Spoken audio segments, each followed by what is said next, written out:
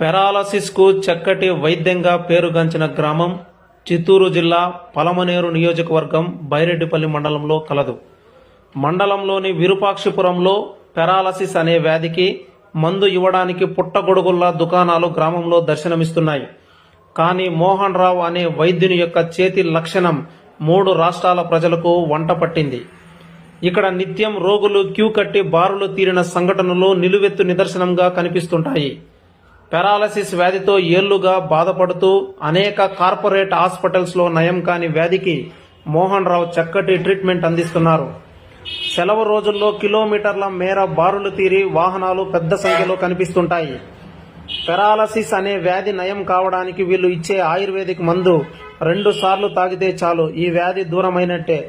ఇక్కడ సినీ హీరోలు, ఉన్నత అధికారులు ట్రీట్మెంట్ కోసం వస్తుంటారు.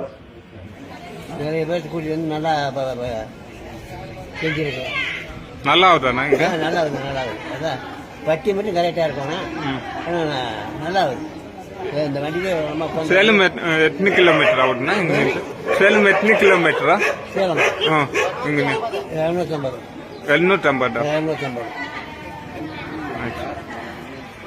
கவுண்ட் இருக்குண்ணா? கிருஷ்ணகிரி. இங்க நல்லா ஆகுதா? நல்லா ஆகுது.